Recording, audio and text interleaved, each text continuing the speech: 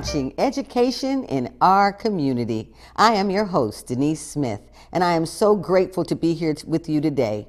If you have the deep determination to succeed, you will not fail. So continue to dare to dream with me today regarding real estate. And today, our topic is something that is so controversial.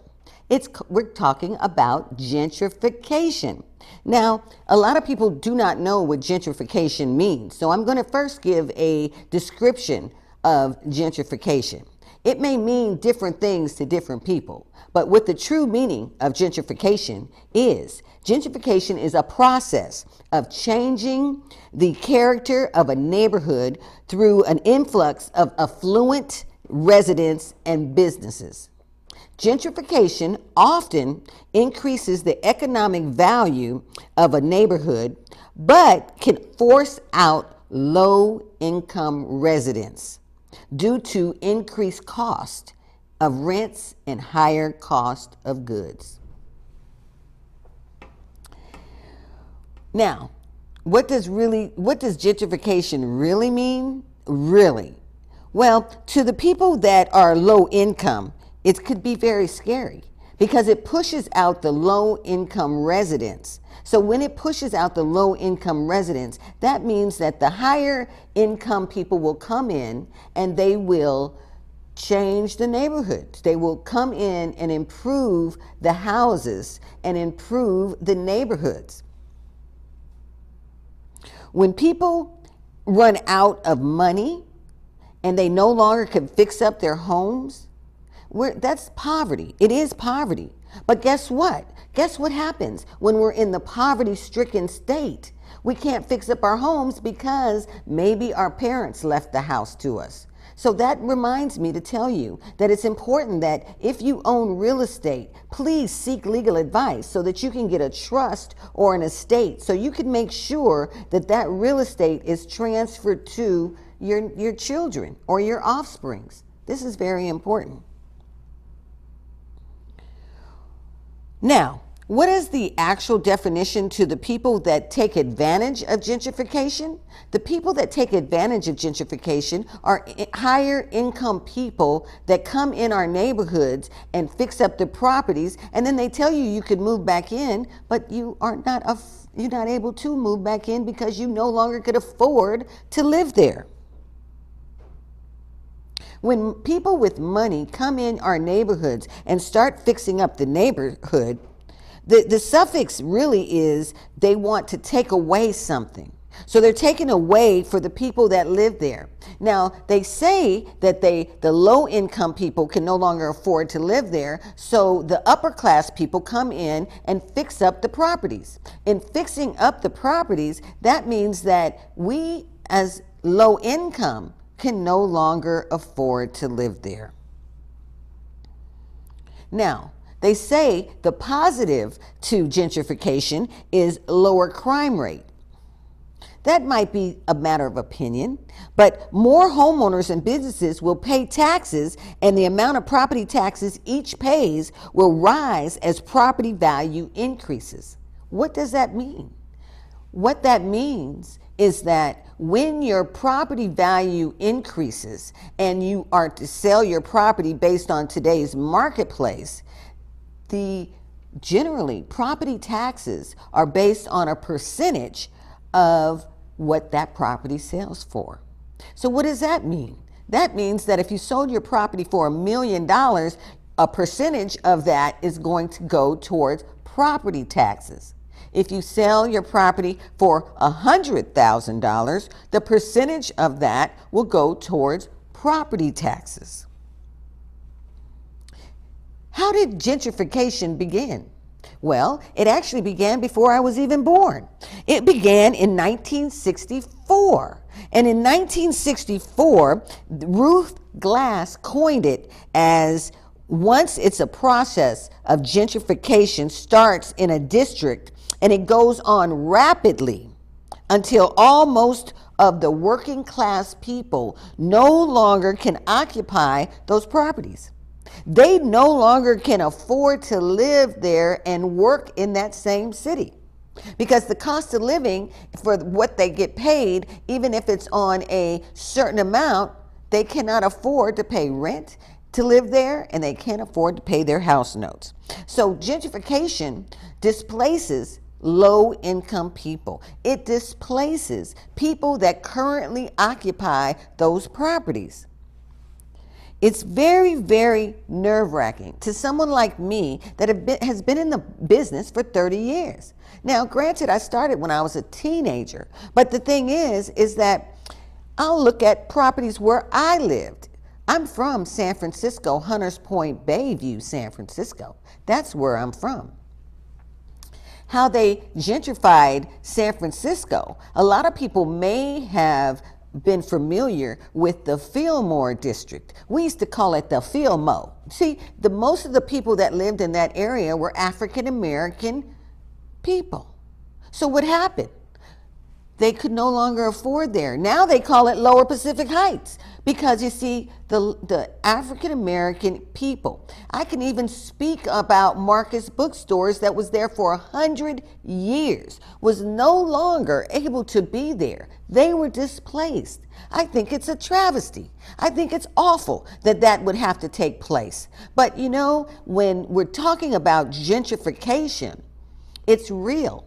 Gentrification is displacing a lot of people that have lived there for many, many years. So I watched Fillmo, as we used to call it. Now that's the Ebonics. Now we call it the Fillmore, and we call it Western Addition. They don't even want to be called Fillmore anymore. They want to be called Western Addition, Lower Pacific Heights.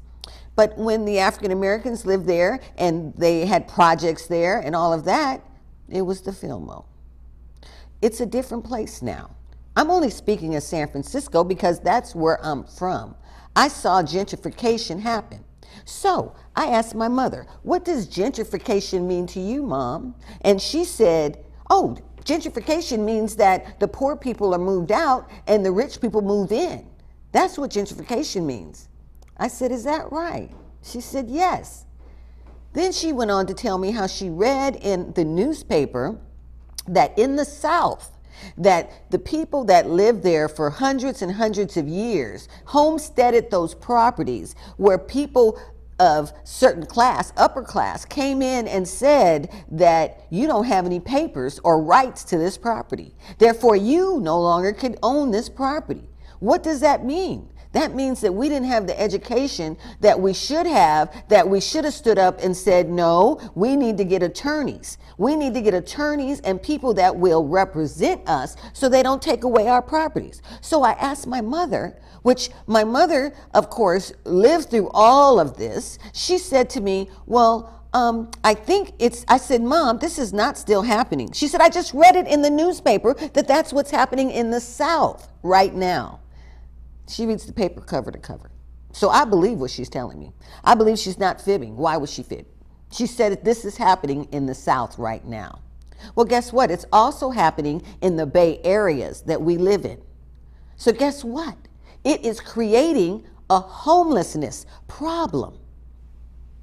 Okay, we went from gentrification to homelessness. Homelessness is a national problem. And we need to address this, because if we do not address it, what we're going to find is that the percentage of homelessness, we are going to be the minorities owning homes, and the homeless population is going to be the majority. The saddest piece about this is that when you are homeless and you get displaced, and when you get displaced, you have nowhere to live. That's why there's a lot of people in cars right now living in cars, because they no longer could afford to live in their homes. This is a travesty, people. This is something that is unheard of, and we need to do something about it. We need to, the young people say stay woke. We got to stay woke on this situation, because it is a major, major issue.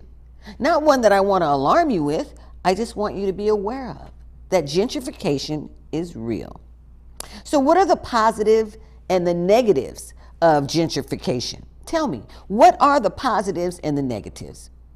Usually, it leads to negative impacts such as forced displacement, which we talked about, a fostering of discriminatory behavior that is displacing the people in poverty, in lower incomes. Now, they say that lower incomes, there's people that live at below the poverty line, and below the poverty line is under $20,000 a year. Now, the most people that make that kind of money cannot afford to live here in the Bay Area. Now, I'm speaking in the Bay Area. Now, we could go further up where they've moved a lot of people. They've moved them to Stockton, and they've moved them to Antioch and Pittsburgh and Oakley, and they moved them all out. Why? Because they couldn't afford to live in the Bay Area any longer. We need to stay woke, people. We need to stay woke because this is a serious situation that really should be addressed. Now, does gentrification harm the poor? That came by email. A question: does gentrification harm the poor? Now, we know that it displaces the poor, and we know it displaces people of color. And we also know that the well-off people, Caucasians, they're also getting displaced. Actually, there's a lot of poor people that are also Caucasian. Yes, so it's affecting everyone. But they're now calling it, they don't want to call it gentrification. They want to call it the new urban life. Gentrification is this sort actually exceedingly rare. The social economic status of most neighborhoods is strikingly stable over time. That was written in a newspaper article in January 2015. I'd like to go back to 2008. In 2008, I was the president of the Oakland Association of Realtors. 2008 was the most alarming crash in real estate in history. We had over 1 million houses that were foreclosed on. Over 1 million houses that were foreclosed on. People can't live here. This is breaking my heart. In 2008, this is what took place. I have friends, I have family members that were foreclosed on. It's really alarming to see something like this happening in our world. I realized that foreclosure was the F word. I realized I never really even liked talking about foreclosures, but gentrification is causing foreclosure. It really is. What is the point of gentrification? I just need to answer the question. What is the point of gentrification? What you will be told is gentrification is a general term for the arrival of wealthier people in an existing urban district. A related increase in rents and property values and changes in the district's character and culture. The displacement of poor communities by rich outsiders. So what's happening is rich outsiders, wealthier people from the outside that never wanted to be in those areas, those poverty areas, are now moving to those areas to fix them up because the government is giving them dollars and incentives for them to do that. Why can't they give incentives and dollars to the people that are suffering, that are losing their houses? But yet and still, they give incentives and dollars to wealthier people to be able to fix up and help those neighborhoods. Why don't you help the poor people in the neighborhoods? That's what I think we need to do. Why don't we work on the homelessness going on and help those people? I think a lot of people might be upset about what I'm saying today, but I'm in the position right now where I have to speak the truth. Because you see, the truth will set me free. I am free now, good people. I'm free. I don't have to bow down and speak what you want me to speak. I'm so sorry. I'm speaking the truth that I know that I've lived for the last 30 years of me being in the real estate market. Yes, I started in real estate financing in 1979. Yes, I was a kid. But I started because I wanted to start working young, because I wanted to buy a trailer home for my grandmother. That's what she wanted. She wanted a trailer home so she could drive around the world. Well, guess what? The reality is that by the time I was able to buy her a trailer home, I was 29 years old. By that time, she had to go to heaven. She had to leave me. Sad, very sad. But I know the poverty that she went through. I saw her fixing and cleaning up people's homes. I saw her cleaning up Caucasian people's homes. I always said, I don't want to be a maid, not even my own. And you know why? I didn't like the way they talked to her. I didn't like the way they treated her. I didn't even like the way they even addressed her. And I would ask her, why do you let them speak to you like that? And she'd say, be quiet. Go sit down and let God talk to you. That's what she would tell me. Let God talk to you. Because if you keep talking, you will never let God into your life, and you'll never hear what he has to say. So now I know that the fact that people that clean up houses, they have the job that is the best job. Because you see, they know how to take care of their homes. You see, they have a skill that they learned, that they have taken on and taken over and taking care of other people's children and other people's homes. Since I want to talk about what really are the pros of gentrification, and can a person be gentrified? Nobody can be gentrified. They can be affected. The person could be affected by gentrification. But that's really a person could be. What are the pros of gentrification? Let's talk about that.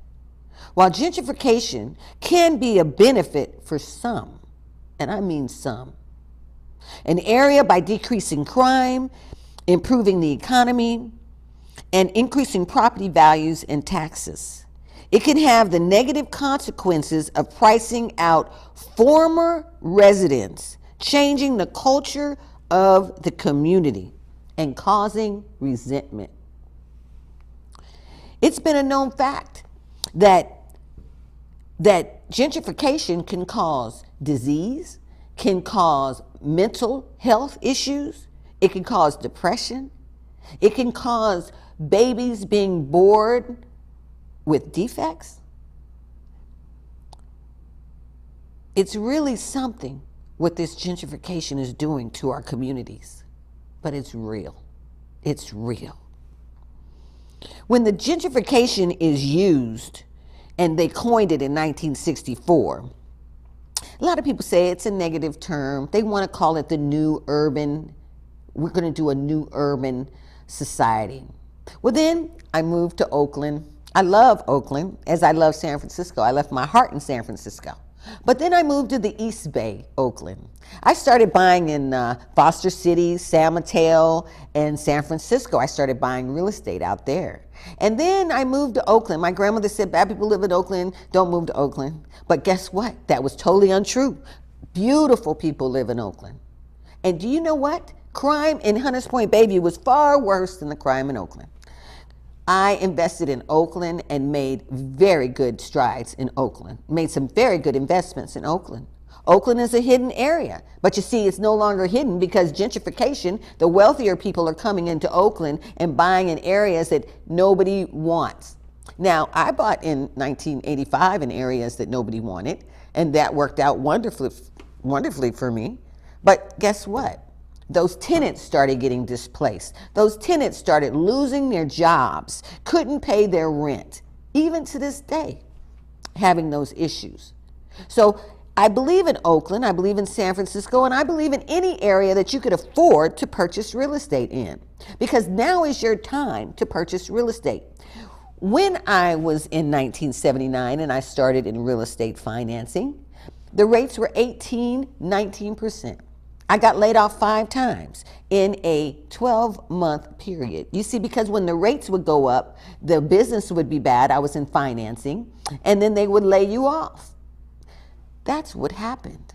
So ultimately, what I did is I decided to get a real estate license because I got laid off so many times. So then that's when I got a real estate license in 1990, and I started selling real estate. I am so very thankful that real estate will secure your financial futures.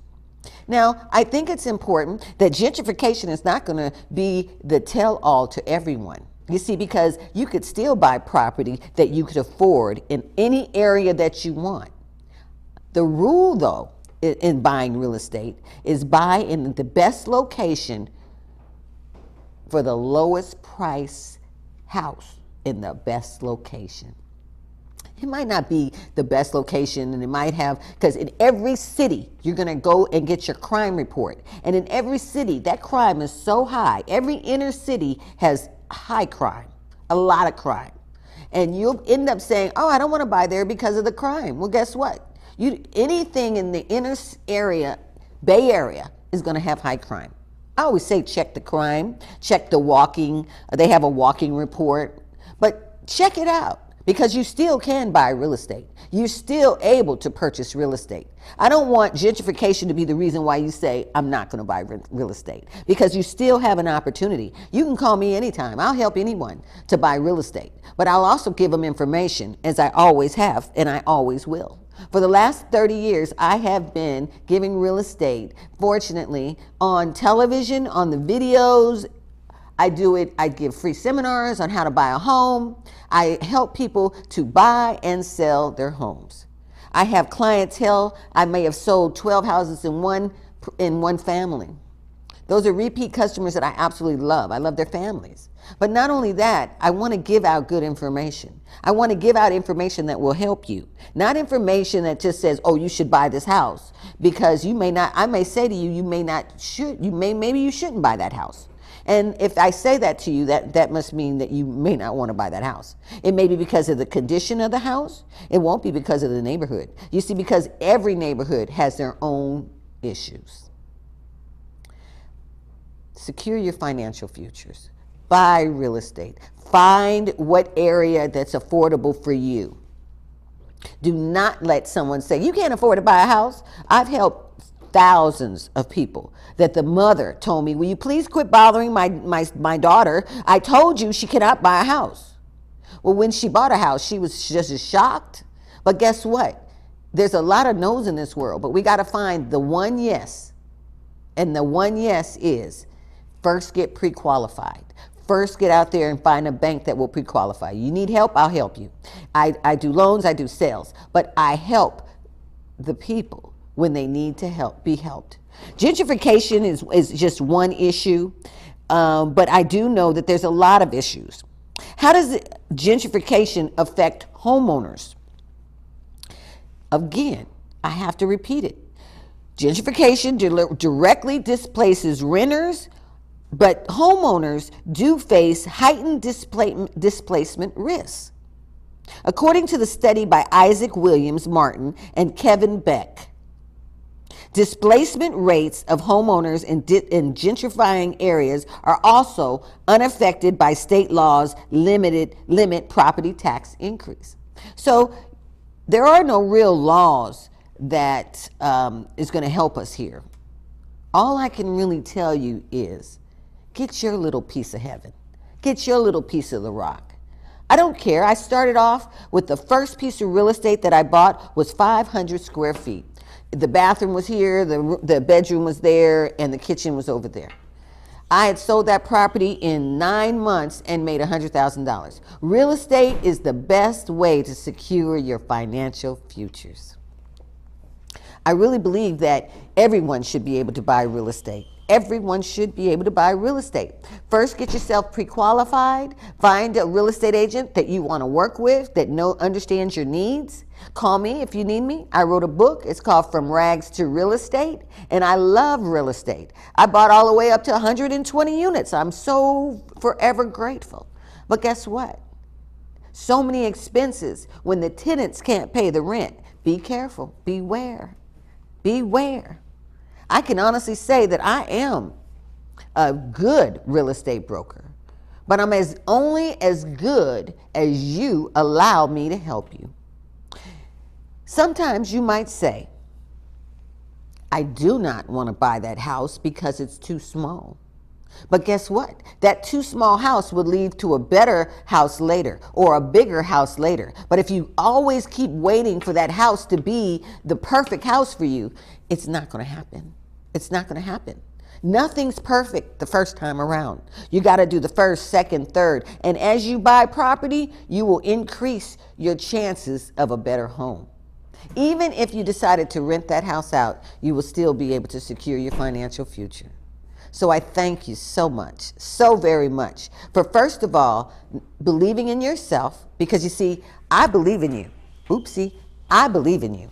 I believe in you. You need to believe in yourself now. Buy real estate. It's the best thing going to secure your financial futures. And I really believe that you're able to do it. So my motto is dare to dream. My grandma gave me that motto.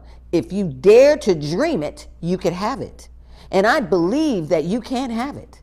If I can do it, you can do it too. And know that I'm not just telling you this. There's so many people that have bought real estate. If you wanted to get any references from me, any references at all, I will be happy to give you references. If you have any questions at all, you may email me, denisesmith98@gmail.com.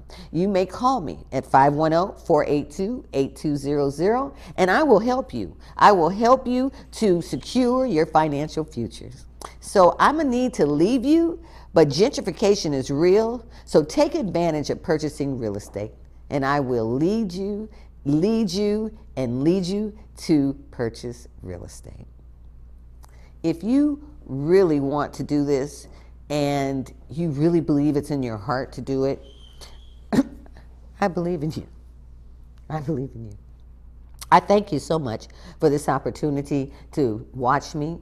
I appreciate the fact that you care enough to want to buy real estate. I appreciate the fact that not only that you're dreaming of real estate, but it's not a pie in the sky. This is a reality. You can actually own real estate. So don't let anyone, a relative or anyone, tell you differently. I just want to lead you to purchasing real estate. So I'm going to leave you with this.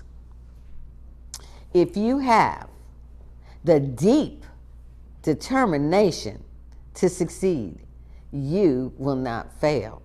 Continue to dare to dream with me in real estate. It's the best thing you can do for your life. The best thing you can do for your life. Continue to dare to dream with me, because I believe that you could have what you desire. I believe that if you dream it, if you think it, you may have it. So dare to dream and continue to dare to dream with me. I'll see you next time.